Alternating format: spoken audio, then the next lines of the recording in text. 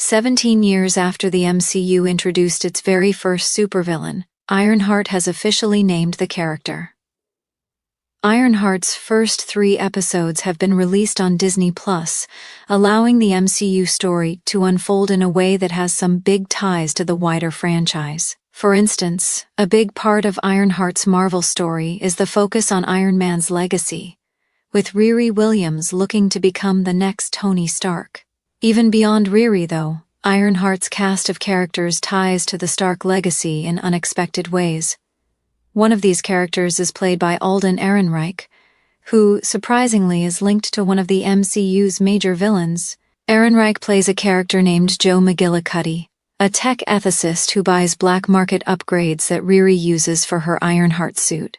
In Ironheart Episode 3, however, it is revealed that Joe is actually named Ezekiel Stane, the son of Iron Man's Obadiah Stane. While it is unclear whether Ezekiel will play a role in upcoming Marvel movies, he has at least recontextualized one from the franchise's past by providing the MCU's first villain with his official code name. Ironheart finally gave Iron Man's first villain their official code name after it was left out of Iron Man in Ironheart Episode 3. After revealing his true identity, Zeke Stane asks Riri why she is so focused on building an iron suit.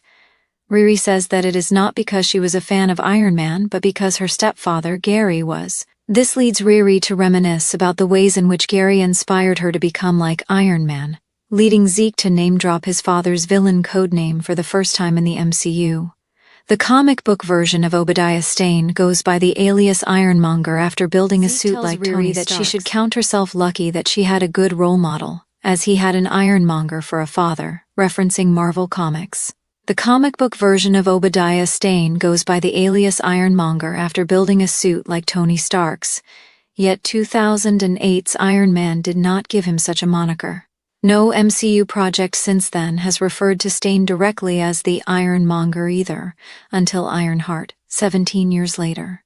Despite Ironheart being the first MCU project to outright name Stane as the Ironmonger, there was a sneaky reference to this in Iron Man. A big aspect of Iron Man's story was Tony realizing that his Stark Industries weapons were being used for ill means by terrorist groups like the Ten Rings, leading him to shut down the weapons manufacturing side of the company. This did not sit well with Obadiah Stane, who was the one leading the trafficking of such weapons to groups like the Ten Rings as part of his coup to become Stark Industries' CEO. During the argument between Obadiah and Tony about the latter's decision, the former drops the tease for his future supervillain name.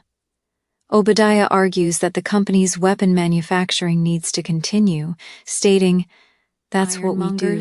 We make weapons," before Tony pivots the conversation to arc reactor technology.